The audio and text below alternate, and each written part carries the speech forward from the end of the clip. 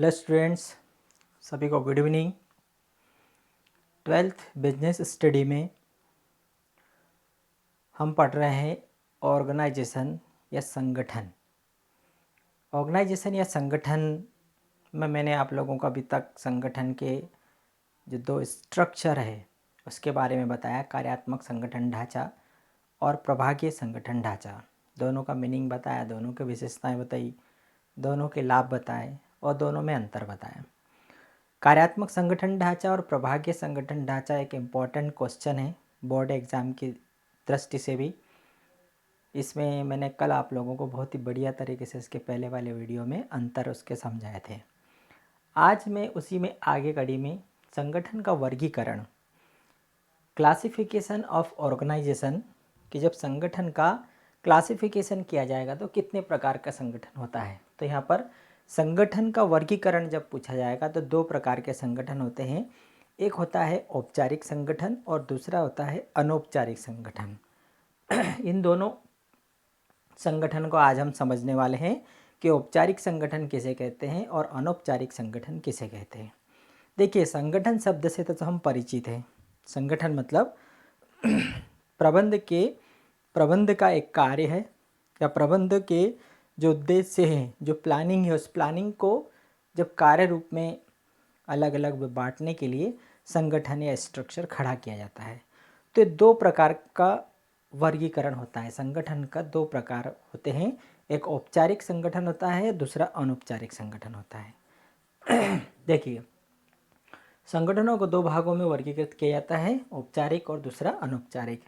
दोनों को समझते हैं। औपचारिक संगठन क्या होता है? Formal organisation.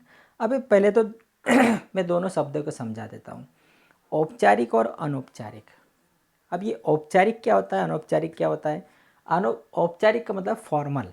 फॉर्मल मतलब जैसे एप्लीकेशन लिखना है मुझे स्कूल में, टीसी के लिए एप्लीकेशन लिखना है, मुझे छुट्टी के लिए एप्लीकेशन लिखना है, तो हम जो एप्लीकेशन लिखते हैं वो होती है फॉर्मल एप्लीकेशन होती है।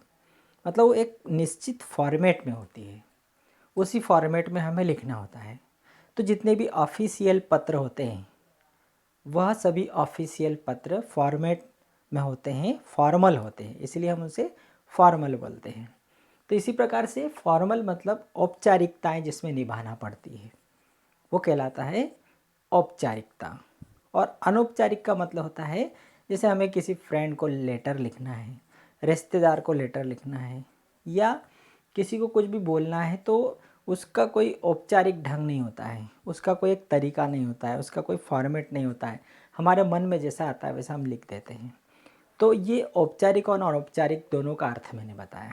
चलिए दूसरा तरीका बताता हूँ औपचारिक और अनौपचारिक का।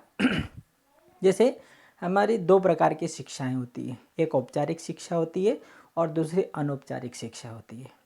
जैसे हम स्कूल में जा रहे हैं, 12th क्लास में पढ़ रहे हैं, तो हम एक निश्चित सिलेबस का अध्ययन कर रहे हैं। तो ये क्या हो गया? ये औपचारिक शिक्षा हो गई। औपचारिक शिक्षा में हमें एक बांध दिया गया है कि इतना इतना कोर्स पढ़ना है हमें। तो ये औपचारिक शिक्षा हो गई जिसके लिए एक निश्चित सिलेबस है, निश्चित समय है और उसी के अनुसार परीक्षा होगी। ये औपचारिकता हो गई। दूसरी शिक्षा होती है अनौपचारिक शिक्षा। अनौपचारिक शिक्षा जैसे हम हमारे घर में, हमारे परिवार में, हमारे गांव में, हमारे शहर में, कॉलोनी में हम चलते फिरते रिश्तेदारों से, फ्रेंड से, दोस्तों से, भाई बहनों से जो बातचीत करने में जो समझते हैं, सीखते हैं, वो जितनी भी चीज़ें हम आसपास के वातावरण से सीख रहे हैं वो शिक्षा है अनौपचारिक शिक्षा, जिसके लिए कोई निश्चित फॉर्मेट नहीं है, निश्चित सिलेबस नहीं है, कोई परीक्षा नहीं है, बस हम ऑब्जर्व करके सीख रहे हैं। वह होती अनौपचारिक शिक्षा जो अपने आप हम सीख रहे हैं। और औपचारिक शिक्षा में हमें एक रास्ते के माध्यम से, एक निश्चित सिलेबस के माध्यम से सिखाया जा रहा है। सेम यहाँ पर यही बात लागू होती है औपचारिक संगठन और अनौपचारिक संगठन में। संगठन तो संगठन होता है, लेकिन औपचारिक संगठन को बनाया जाता है और अनौपचारिक संगठन अपने आप बन जाता है।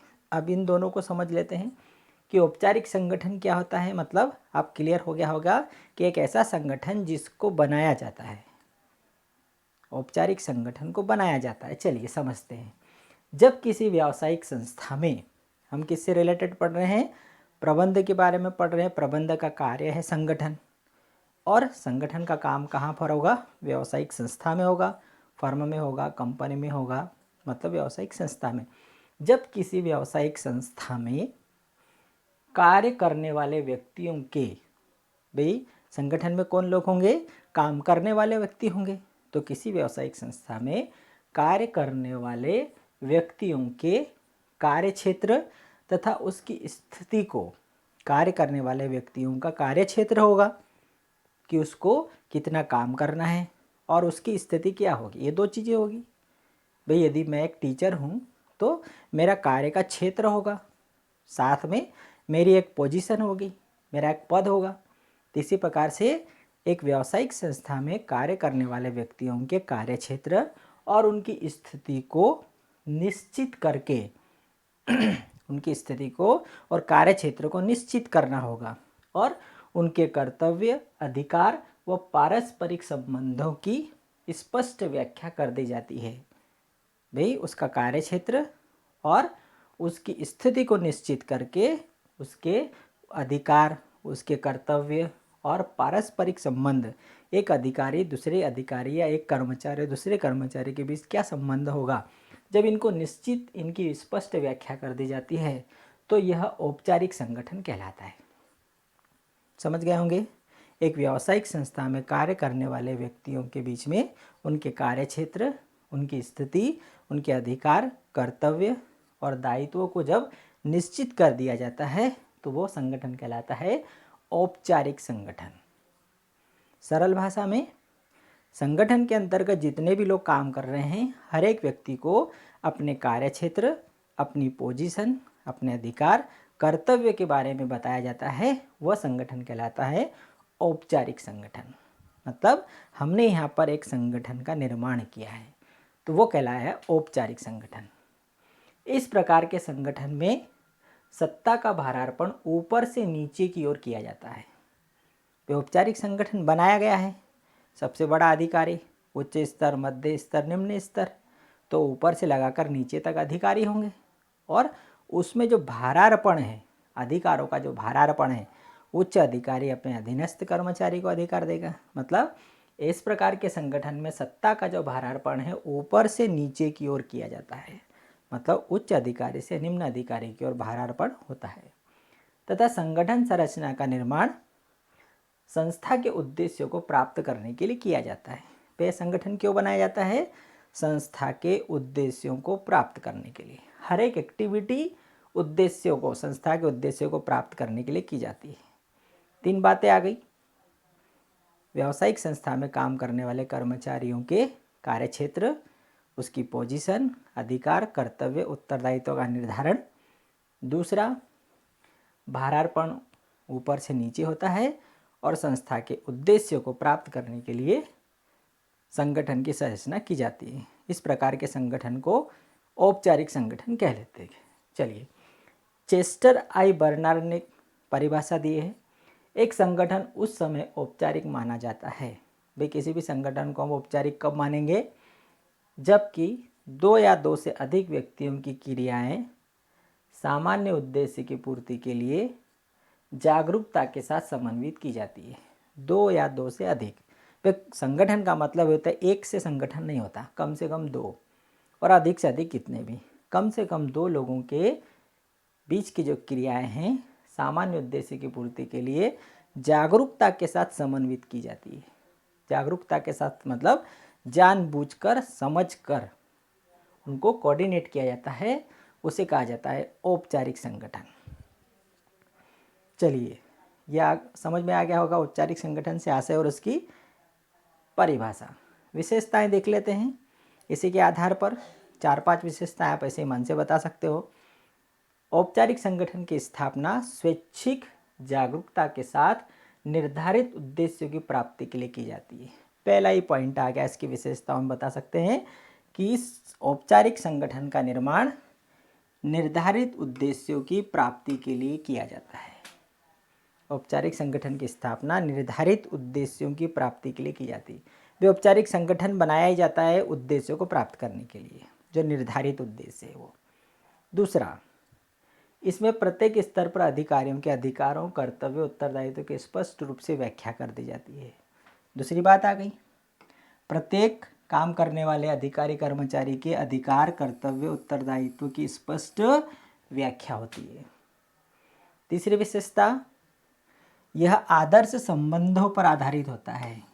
इसमें एक अधिकारी से दूसरे अधिकारी के बीच में, एक कर्मचारी से दूसरे कर्मचारी के बीच में एक संबंध होता है, ये इसका पद क्या है, इसका पद क्या है।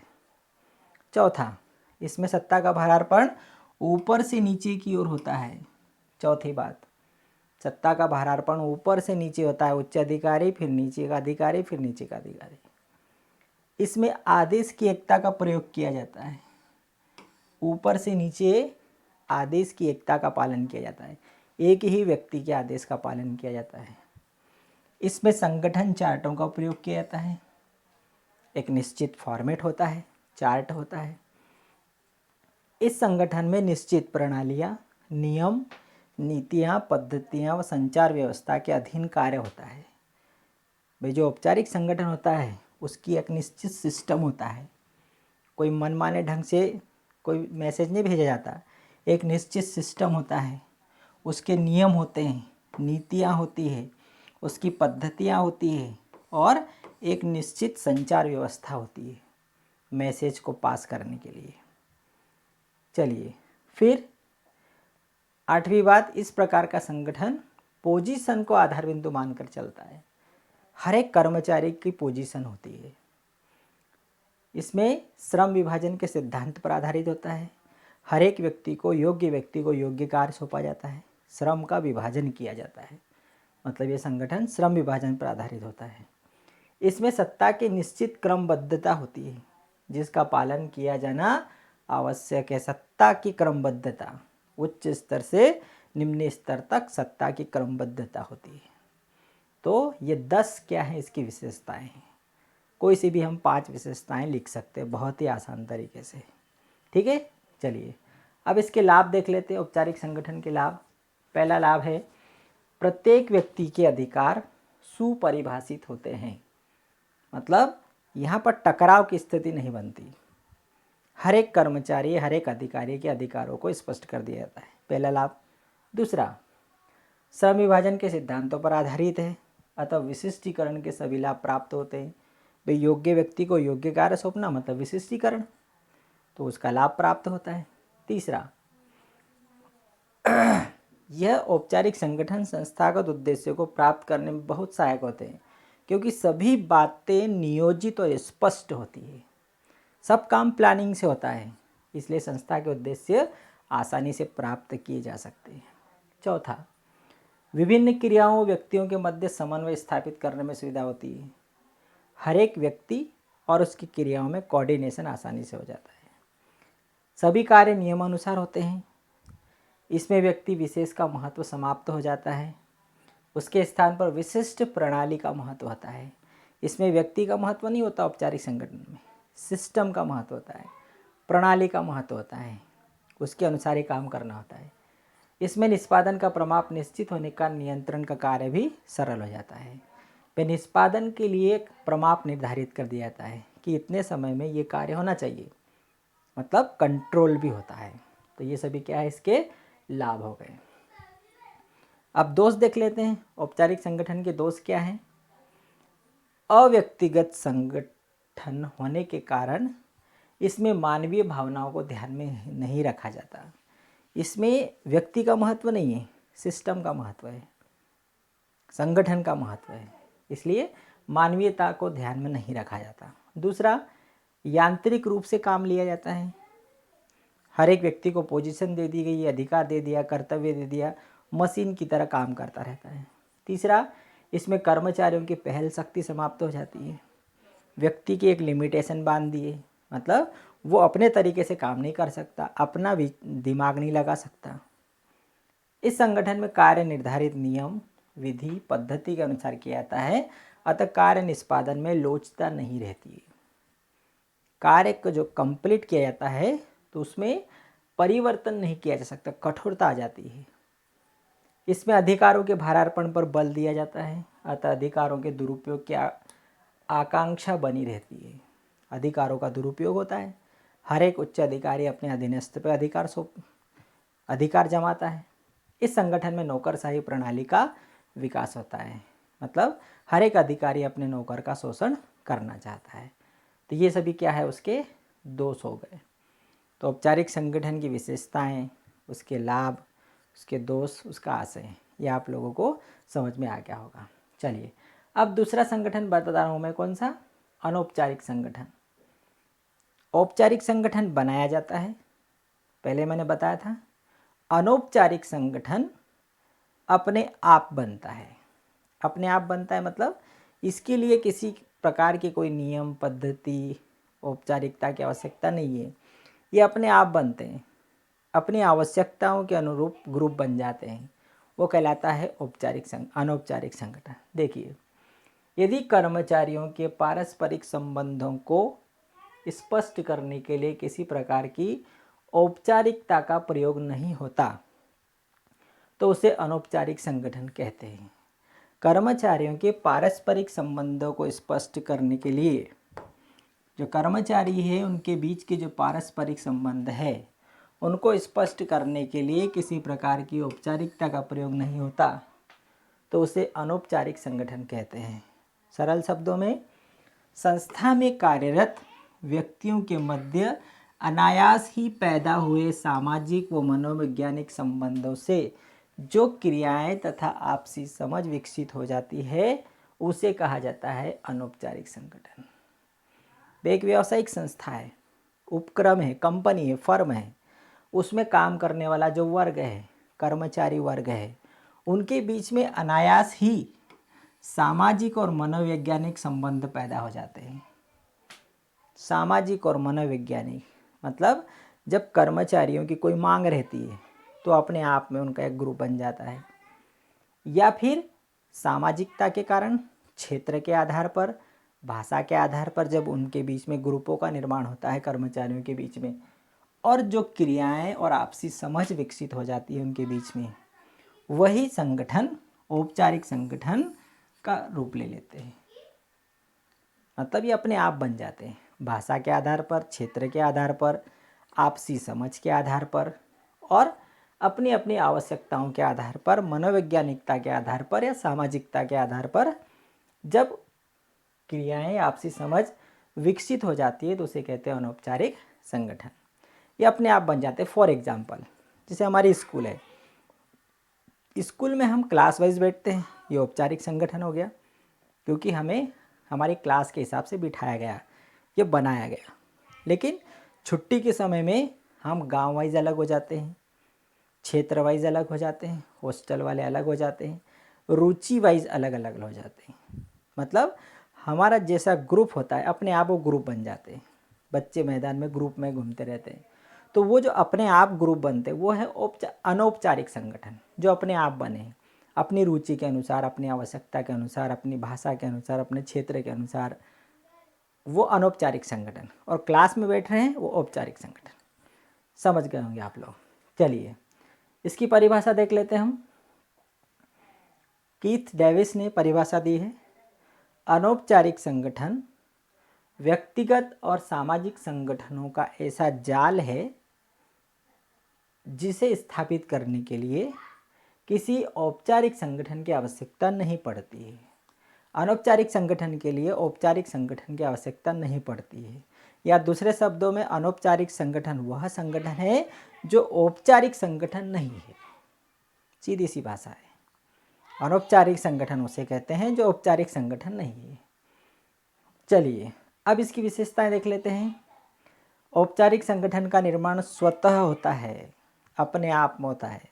पहले विशेषता, बहुत ही आसान विशेषता अनौपचारिक संगठन की, अपने आप निर्माण होता है। दूसरा, ये सामाजिक संगठन होते हैं जिनकी स्थापना व्यक्तिगत आवश्यकताओं की पूर्ति के लिए की जाती है। व्यक्ति अपनी आवश्यकताओं की पूर्ति के लिए किसी दूसरे व्यक्ति से मिलता है, तो ये एक सामाजिक संगठन होते हैं। पहले विशेषता स्वतः निर्माण होते हैं, दूसरा एक सामाजिक संगठन होते हैं, तीसरा संगठन चार्ट द्वारा प्रदर्शित नहीं किया जाता। अनौपचारिक संगठन में किसी प्रकार का चार्टर नहीं होता है कि ये अधिकारी, ये कर्मचारी, ऐसा कोई चार्टर नहीं होता। अनौपचारिक संगठन ये औपचारिक संगठन के पूरक होते हैं। अनौपचारिक संगठन वहीं पाए जाएंगे जहां औपचारिक संगठन होंगे, क्योंकि औपचारिक संगठन में तो वो अपने पद के अनुसार काम कर रहे हैं, लेकिन रिलैक्सेशन के लिए उसके पूरक में अनौपचारिक संगठनों का निर्माण होता है। प्रबंध के सभी स्तरों पर अनौपचारिक संगठन विद्यमान रहते हैं। हर एक स्तर पर अनौपचारिक संगठन मिलेंगे। अनौपचारिक संगठन संपूर्ण संगठन का यह आंतरिक भाग है। ये पदों की क्रमबद्धता से मुक्त है, इसमें किसी प्रकार का कोई पद नहीं होता है। इनमें आप अपने नियम, प्रणालियाँ, पद्धतियाँ, परंपराएं होती हैं जिनका पालन ये करते हैं। ठीक है, तो ये इसकी विशेषताएं हो गई अनौपचारिक संगठन की। लाभ देख लेते हैं। औपचारिक संगठन की कमियों की पूर्ति करते हैं। औपचारिक संगठन में इनकी कुछ मांगे रहती हैं, कुछ कमियां रह जाती है, तो उसकी पूर्ति अनौपचारिक संगठन करते हैं। ये समूह के सदस्यों को सामाजिक संतुष्टि प्रदान करते हैं। अनौपचारिक संगठन जो होते हैं तो उनकी सामाजिक कुछ आवश्यकताएं हैं, उनकी पूर्ति इससे होती है। इस संगठन के सदस्य मैत्री भावना, अन्य व्यक्तियों से मान्यता, सहयोग, सुरक्षा, आत्मसम्मान की भावनाओं की संतुष्टि करते हैं। ये जैसे मित्रता के कारण, अन्य व्यक्तियों से मान्यता मिलने के कारण, एक दूसरे के सहयोग के कारण, सुरक्षा के कारण, एक दूसरे के आत्मसम्मान की भावनाओं से ये बनते हैं। इसमें कर्मचारियों के पारस्परिक संबंध सुदृढ़ होते हैं। कर्मचारियों के बीच के जो संबंध हैं मजबूत होते हैं। संदेश वाहन प्रणाली अधिक तेज़ी से काम करती है। देखा होगा आप लोगों ने, भीड़ में अफवाह बहुत जल्दी फैलती है। इसी प्रकार से अनौपचारिक संगठन में संदेश तुरंत फैलता है। 1 से 2, 2 से 4, 4 से 8 इस प्रकार से फैलता है। यह मानवीय व्यवहार पर सामाजिक नियंत्रण स्थापित करने की प्रभावी व्यवस्था है। मानवीय आधार पर या मानवीय व्यवहार पर सामाजिक नियंत्रण स्थापित करने की प्रभावी व्यवस्था है। व्यक्ति इसमें अपने आप को स्वतंत्र और सुरक्षित महसूस करता है। क्यों? क्योंकि किसी प्रकार का कोई नियम नहीं होता है। ऐसे संगठन प्रबंधन की योग्यता की कमियों को पूरा करने में सहायक होते हैं। फिर ऐसे संगठनों में सहयोग की भावना प्रबल होती है। ऊंच नीच, भेदभाव, प्रदर्शन का अभाव पाया जाता है। बहुत सारे इसके लाभ हैं। दोष भी देख लेते हैं। अनौपचारिक संगठन भीड़ प्रवृत्ति के अनुसार काम करते हैं। मॉब साइकोलॉजी, अफवाह पर ज़्यादा काम करते हैं, ये इसका दोष है। ये अफवाहें फैलाते हैं। तीसरा, ये प्रबंधकों द्वारा किए जाने वाले परिवर्तनों का विरोध करते हैं। हमेशा फैक्ट्रियों में, कारखानों में, कंपनियों में प्रबंधक कोई डिसीजन लेते हैं, कर्मचारियों के यदि अपोजिट होगा तो वो उसका जरूर विरोध करेंगे। ये संगठन कभी कभी विनाशकारी स्वभाव के होते हैं, कभी कभी बहुत गलत विनाशकारी स्वभाव और स्वरूप ले लेते हैं। अच्छी बात का भी विरोध कर देते हैं, क्योंकि मॉब साइकोलॉजी चलती है, अफवाहें चलती है, और उन अफवाहों में सही बात लोगों तक नहीं पहुंच पाती है और उसका गलत फ़ायदा उठा लिया जाता है, विनाशकारी रूप ले लेता है। ये संगठन अकुशल श्रमिकों को संरक्षण देते हैं। इनमें उत्तरदायित्व का निर्धारण करना कठिन होता है। भाई मॉब साइकोलॉजी मतलब जो भीड़ में हम किसी को भी उत्तरदायी नहीं बना सकते, पब्लिक है। और अनौपचारिक संगठन अस्थायी, अल्प आयु वाले होते हैं, अस्थायी होते हैं। जब ज़्यादा दबाव होता है भीड़ भाग जाती, तितर बितर हो जाती है। तो ये उसके दोष हो गए। तो बहुत ही बढ़िया संगठन है। औपचारिक, अनौपचारिक दोनों प्रकार के संगठन हमने देखे। अब सबसे महत्वपूर्ण आ रहा है इसका अंतर। ये अंतर परीक्षाओं में आता है। मैंने 2 प्रकार के अंतर बताए। एक तो कार्यात्मक और प्रभागीय, ये परीक्षाओं में आता है बोर्ड एग्जाम में। और दूसरा ये वाला भी जरूर आता है, औपचारिक और अनौपचारिक संगठन। इसको भी आप लोगों को 5 पॉइंट याद करना है। देखिए बहुत ही ईजी तरीके से मैं बताता हूँ। उत्पत्ति, इसकी उत्पत्ति अधिकारों के भारार्पण के कारण होती है। हर एक अधिकारी को भार दिया जाता है, अधिकारों का भार दिया जाता है। तो औपचारिक संगठन की उत्पत्ति अधिकारों के भारार्पण से होती है। और अनौपचारिक संगठन की उत्पत्ति स्वतः होती है। ठीक, वेरी सिंपल। औपचारिक संगठन की उत्पत्ति अधिकारों के कारण होती है और अनौपचारिक संगठन की उत्पत्ति स्वतः होती है। पहला अंतर हो गया।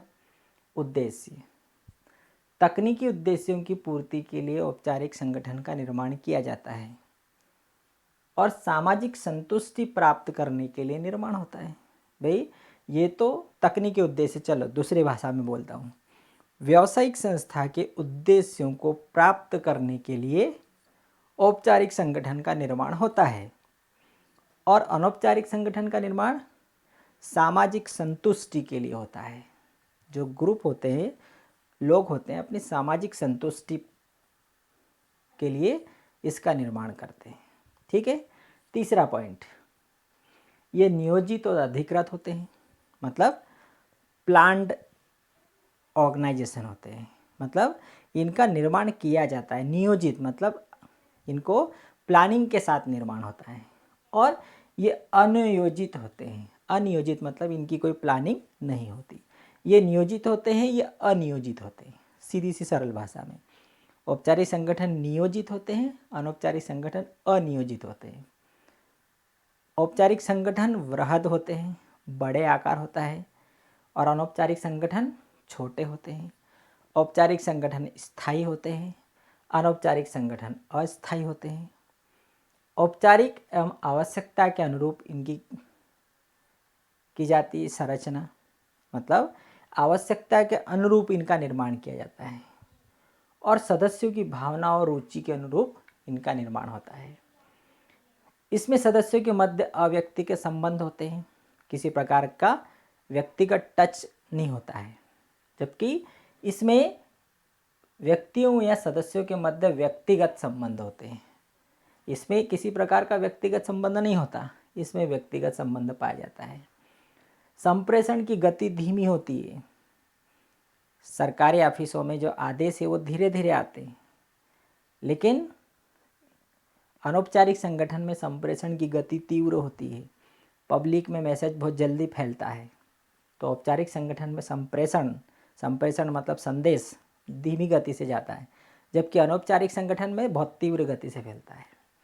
सत्ता का प्रभाव ऊपर से नीचे होता है, जबकि इसमें नीचे से ऊपर या समतल रूप में चलता है। औपचारिक संगठन में उच्च अधिकारी से निम्न अधिकारी की ओर सत्ता का प्रवाह चलता है, जबकि अनौपचारिक संगठन में नीचे से ऊपर या समतल चलता है, मतलब भीड़ में बराबर बराबर फैलता है वो। तो ये बहुत सारे पॉइंट हैं। 5 पॉइंट आप कोई से भी याद कर सकते हो। बहुत ही अच्छा प्रश्न, सरल प्रश्न, थोड़ा सा भी आप पढ़ोगे तो याद कर लोगे। 5 पॉइंट आपको याद करना है। उत्पत्ति अधिकारों के कारण होती है, स्वतः होती है। इसका उद्देश्य संस्था के उद्देश्यों को प्राप्त करने के लिए किया जाता है। ये सामाजिक संतुष्टि के लिए होते हैं। ये नियोजित होते हैं, ये अनियोजित होते हैं। ये इनका आकार बड़ा होता है, ये छोटे होते हैं। ये स्थायी होते हैं, अस्थायी होते हैं।